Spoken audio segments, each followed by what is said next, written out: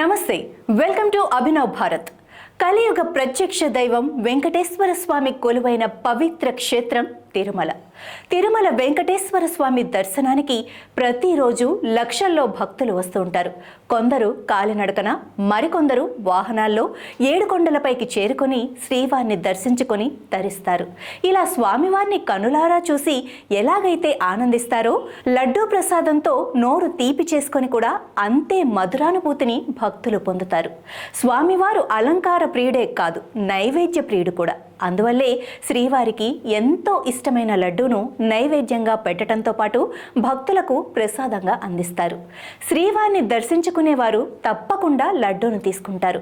తప్పనిసరిగా ఇంటికి తీసుకువెళ్ళి బంధువులకు, స్నేహితులకు అందిస్తూ ఉంటారు. ఇలా స్వామివారి భక్తులు ఎంతో పవిత్రంగా, ఇష్టంగా భావించే లడ్డూ ప్రసాదాన్ని అనాదిగా ఎంతో నిష్ఠతో చేస్తున్నారు. అందుకే ఈ ప్రసాదం ఎంతో ప్రత్యేకతను, పవిత్రతను సంతరించుకుంది. అయితే తాజాగా తిరుమల శ్రీవారి లడ్డూ తయారీ వివాదాస్పదమైంది. ఇటీవల కాలంలో లడ్డూ ప్రసాదం నాణ్యత తగ్గిందని, ఇతర మతాలకు చెందిన వారు దీన్ని తయారు చేస్తున్నారని ప్రచారం జోరుగా సాగుతోంది. తిరుమల సాంప్రదాయం ప్రకారం శ్రీవారి లడ్డూను వైష్ణవ బ్రాహ్మణులు కాకుండా ఇతరులు చేస్తున్నారన్న ప్రచారం జరుగుతోంది. అన్యమతానికి చెందిన థామస్ అనే కాంట్రాక్టర్ పర్యవేక్షణలో ఈ లడ్డూ తయారీ జరుగుతోందన్న ప్రచారంపై టీటీడీ రియాక్ట్ అయింది. తిరుమలకు వచ్చే భక్తులకు అందించే లడ్డూను స్వచ్ఛతతోనే చేస్తున్నామని, ఇతర మతాల వారి ప్రమేయం దీని తయారీలో ఏమాత్రం లేదని టీటీడీ ఓ ప్రకటనలో తెలిపింది. శ్రీవారి లడ్డూను వైష్ణవ బ్రాహ్మణులే చేస్తున్నారని, సోషల్ మీడియాలో జరుగుతున్నదంతా తప్పుడు ప్రచారమని తెలిపింది.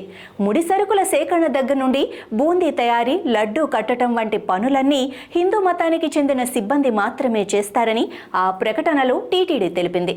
తిరుమల లడ్డూ తయారీ కోసం మొత్తం 980 మంది పనిచేస్తారని, అందరూ హిందువులేనని, ఈ విషయంలో భక్తులు ఎలాంటి తప్పుడు ప్రచారాలను నమ్మవద్దని స్పష్టం చేసింది.